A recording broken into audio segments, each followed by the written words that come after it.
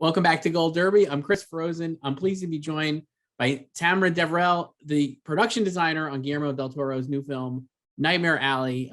Congratulations on the film. It's so great, and I think your work is incredible. So I'm excited to talk to you about it. But I guess I wanted to first start, like, how did what point did Guillermo bring you in on this project, and like how did you get involved? I guess. I think he actually we were actually going to do another project he spoke to me about way before we started Nightmare Alley, like a year before. And then which is the project I'm on now called Cabinet of Curiosities, which is this anthology series. And then I think he felt like he'd wanted to make this movie Nightmare Alley for some time, this remake. And he just sort of switched gears and said, you know what, I want to do this movie. I've got the backing of Searchlight. Let's do it. And that's kind of how it started. And I said, I'm in, because who can resist working with Guillermo?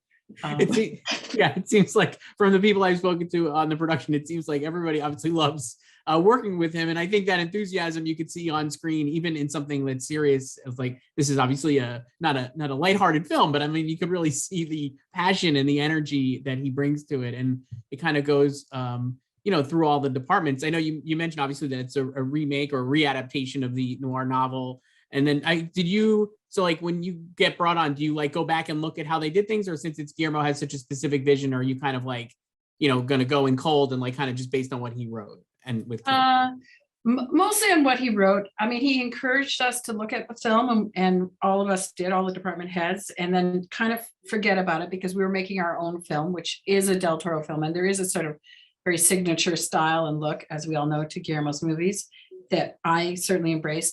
And I read the book too on Guillermo's urging, and I think that was an important thing to do because there's so much more depth that you get in a book, and it really informed me. And then Guillermo, I read Guillermo's first pass of his screenplay and started figuring out what were the two worlds, because it really is these two worlds, essentially the carnival world and the world of the country shack before the carnival, and then the high society Art Deco world that, it was two different films for me, honestly. So I'd love to talk about those. First, you mentioned the what you called it, where the film opens with like Brad Stan's home. It's incredible set. It's just incredible find. Like, how did you guys have to build that, or did you find that? It just is so built that. Okay. That was one of the first things I worked on, and we actually built it earlier. We'd actually shot some scenes where he flashes back to his childhood, and we based it on an existing location. But then, of course, we built it on the stage and lowered the ceilings, because this is always a thing for Guillermo. He wants to bring the architecture into the frame. So he's always looking for that proscenium angle of that perfect composition. And we were looking at Hammershøi, who's a Danish painter, at his paintings for that country shack, for that composition. So, and it was also, we were looking at the exterior, we're looking at Andrew Wyeth paintings of Christine's World, the famous painting with the thing on the hill, with the house on the hill and the woman in the foreground. Those were sort of our go-to. It's funny, you do all this research, but you're ending up just trying to create a painting. And that's the way Guillermo works. That's what he brings to the table. He brings this, artistry and depth of knowledge of not just films, but art and art history and, sculpture and architecture. So, so that was sort of the beginning. And so that set kind of evolved out of this location combined with what we were looking for, because the location was in its pristine condition. And what we were doing was this, kind of aged and damaged interior with plaster lath showing and that kind of thing. And then we had to burn it down. So that created a whole set of parameters. And then we built a separate one up on the hill. We actually built that and burnt it on the hill. With a little bit of help from VFX augmenting the sky, but the actual burn was incredible. It is incredible, and that is such a striking image. And I mean, like, it's so worth it, I guess. To get like the way it looks is just incredible. And then obviously you mentioned like the carnival. The whole first half of the film is this incredible carnival set, or I guess she goes to the first carnival and then to a second carnival down the road. So just incredible. I mean, so much detail and so much like I guess like. Yeah, how did you go about like building that and like, finding even the location to build it and like all those things? Because it is just an unbelievable, it just looks so good. So yeah, I'd love to hear you talking about it. For the location, we looked around at a ton of different places. We were looking at just sort of conservation areas that are surrounded by woods. We needed level ground. We needed some kind of system logistically to support a crew there. Finally, we ended up going to an actual agricultural fairground outside of Toronto in a place called Markham.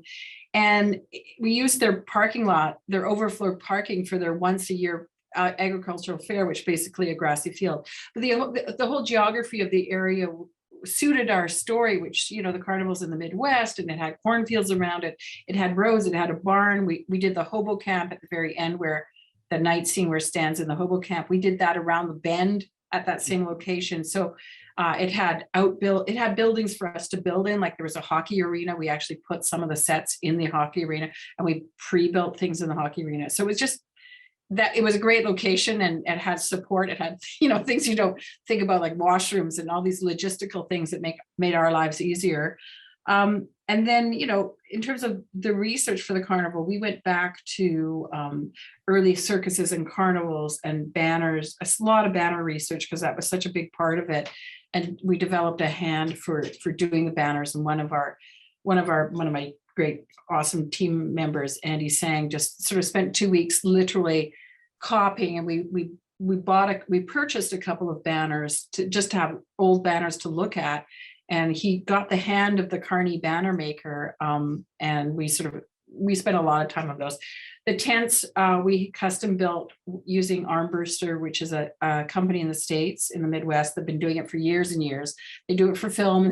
I'm not advertising them, but they were fantastic because they understood period tents in a way that, you know, we had to learn about it. They just gave us the shorthand. So we were able to work with them. And they've been doing, it's a family run business. I think they've been doing Barnum and Bailey tents in the 1850s and stuff like that, or 1890s or whatever, early circus tents. So that was a great relationship to develop. And, you know, we had to, for every tent, we had to buy the canvas, process the canvas, you know, and then age it, and then have the tents built, and then age and paint the tents. And in there, we were also dyeing them to specific colors that Guillermo wanted in the tents. You know, we had like this color code. We had Zena's was yellow and blue, and the geek tent was red and white. So each tent was carefully orchestrated in terms of color and tone and aging. It's so incredible. How much of it was like when he goes into the fun house? Is that like you just finding things, or are you building stuff in there too? Like you just building all that? Every bit of it was built. Oh my God. We went, you know, like we did crazy things, like look at this movie called The Fun House from the 80s, which is kind of this bad teen horror movie. But they go through this fun house, and we were looking at stuff like that. Guillermo referred to that, and my own memories of my childhood of going through fun houses with the rotating barrel and the spinning floor. And we made a bunch of it up. We made all the, you know, the devil heads, the idea of purgatory and sin. Those are favorite themes of Guillermo. So we really did a study on that, you know, where you were the sinner and you're look at yourself, sinner, when he looks in the mirror, and the big devil head and the big skull, and you're going into purgatory. And the interior of that was shot on stage. So we had the exterior with the big devil head. We built all of that and made it move on as part of our carnival set. And then the interior in the stage with all these moving pieces and trying to get the wind. You know, luckily for us, the carnival we shot was, you know, we were outside and the wind blew through the tents and made them billow and move in this beautiful, like incredible fashion. And so it was great to be there. So we had to try and replicate that when we did the funhouse on stage, that movement, which is very difficult with fans and wires and pulling the tent. Yeah, so the funhouse was a very much Guillermo's signature piece in the carnival. The rest of the carnival we found, Shane View, our decorator, found an old carousel that had been beaten up through the 70s, but was an original 30s carnival carousel that we brought back to its original look. So we hand painted each horse on it and added calliopes, these sort of organs and stuff. And then we found bumper cars, so we made a bumper car thing. And so it was a bit of like, and then we found the Ferris wheel from the 20s, actually locally in Ontario. There's this Ferris wheel that travels around the States and Canada, and we booked them and kept them for a long time because there was a 5-month pandemic break in there as well. When we started. I was gonna ask you about the pandemic, obviously, because I know this was like kind of split up from that. I mean, is that like what happens to the set during that? Are you just like, do you guys it's just there and then you come back and hope it's like not in ill repair, I guess? Well, like the carnival, we had started building it, and in February, in the cold and the snow, and we dug the pit for the geek pit, and it's, you know, it was frozen, so it wasn't filling up with water. When we came back 5 months later, so we shut down in March, and like most of the film industry, and we came back 5 months later in August, and you know, we had to get a sump pump, and the geek pit was filling, and we had put a bunch of posts. Some of the, you know, most of them were standing, and some of the tents, small tents, and some of the banners we had left up, they had blown away, and we'd had to rebuild certain portions. Yeah, but we had, before the pandemic happened, we had built and shot out Lilith, all of Kate Blanchett scenes. So we had done a big chunk of the high society stuff was already done. I mean, it was a mix, you know, we were constantly going back and forth between shooting the carnival and the other parts. I mean, once we were in the carnival, we sort of stayed there, but there was a bit of back and forth. So that's wild. So you mentioned the Lilith set. Her office is incredible, and so yeah, I loved it. Like, and the Art Deco vibe and the whole thing, and in the Buffalo scenes or the high society scenes, I guess. So with her office, like, you know, how much of was that? How'd you decide? Like, her, just the whole thing is so cool, and like the obviously the where she has the recordings and stuff. I just think the whole it looks so great. And so was that was a set, not a location that you went? Oh yeah. Okay. Okay. 1000%, a very complicated set. I was inspired by this little study that's in the Brooklyn Museum. On the, you know, they have those little rooms that they recreate. So this was one that was in a Manhattan townhouse that was designed by these French architects who worked in Paris and Manhattan. So it had this very European feel to it with the wood and warmth. And I felt like I didn't want her to be cold steel glass, kind of Art Deco marble glass, you know, the stuff you see in the Empire State Building and in other famous Art Deco places like that. That was Grindel's because his office was also built. So for hers, I thought wood, and I started looking into, and I remembered this study because I've gone there many times, and I always wanted to build something like that with all the veneer and the paneled wood and you know, when you do veneer and you open it the way we had it, it has that Rorschach kind of hidden, you know, shapes and meanings. And also like warm and feminine for her character, but still powerful and you know, kind of sharp and classy. You know, I kept thinking about Kate Blanchett playing that character, and it was a role that I hadn't seen her in before. I think it was a new role for her. This con, you know, essentially she's the con woman who cons the con man, and she's pretty like, you know, stupendously evil in a way. Or I don't want to say evil, but complicated and damaged in a way. Like we find out her past, and she's a psychiatrist. She's a woman in a position of power in the 1940s and the early 40s. Like that resonated with me as a female designer, as a woman. Just, you know, this idea of her femaleness and her character, but still wanting to not subjugate her and make her too feminine. So I think using the wood was a good way to get that. And I showed Guillermo this study, and I said, hey, how about this for her? And he was like, yes, that's Lilith. And then it just expanded from there. And, you know, we go on this long journey. Guillermo always adds arches. So I had more angular, and Guillermo was, oh, let's put an arch in. I'm like, okay, we'll put an arch in. So it became sort of this more complex shape. And then it had all these secret drawers and a safe that he had, you know, he wanted to shoot through the safe, and a back door and a washroom door and you know, all the doors that she pulls out, and the recorder comes out, and buttons under things, and custom built furniture, everything was very customized in that. That's amazing. When you're in that scene, obviously, like with her office, obviously I mean, the whole film, but like in her, especially her office, obviously the lighting is so important, and like how like she's being shot. So, I mean, how much are you working with the cinematographer and stuff to like, you know, how you're building these things to make sure the lighting will be in the right, I don't know, like how does that work exactly? Because obviously it's so important. Yeah. We worked really closely with Dan. Like Dan is early on in prep. So we had a lot of practical lights, which, I mean, Dan is the master of painterly lighting and really used the practicals. So there's an array of practicals that our decorator got, of deco practicals that we rewired and re-outfitted and tested and used, that really, to me, bring that room alive. We did a skylight. We talked a lot about the skylight and how he could control the lighting. And I think you can see the lighting change as the scenes evolve and change. And that's Dan, sort of his mastery of lighting. Because at first he was like, oh, skylight, I don't know. And then but Guillermo was very much into it. And then once we decided we were doing that, Dan, of course, embraced it and made it even better. And we had the huge windows that look out into our Buffalo. So we had a backing there that we photographed in Buffalo and put a backing then with a little help from VFX, because it's such a big window. You can't, put a backing, like a giant photo backing and get all the angles. So, right. And the curtains, we did beautiful, Shane, who's the decorator, is the master of fabrics, and he did beautiful curtains, sheers, and they're very simple, very, like for that time period, Lilith's office would have been at the very cutting edge of modernity in a way. And that's what I was trying to go for. So it wasn't, and for some of them, and for like Grindel's office, for example, which was also a big Art Deco set, I wasn't just looking at traditional Art Deco, I was also looking at modern day aesthetics with an Art Deco kind of feel to them. Like there's a hotel that I was looking at for Grindel's that's a new build in Hong Kong that kind of inspired the glass walls. There was something that Guillermo wanted. He wanted this very specific thing, but I always find I have to ground myself in finding something that exists that can inspire me in my research. So that was just one of the things that I was looking at as well. That's amazing. You mentioned Grindel's office. I also want to talk about the grounds, obviously plays such a big part. I mean, yeah. Was that on a set then? Did you build that, or like what was that a real location?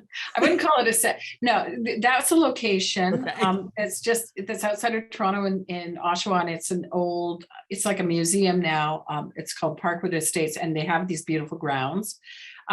So we did some work there, but really, we did some work to the sort of back mausoleum. We did sculpted bits around it and added, ornamentation and more arches above doors and things.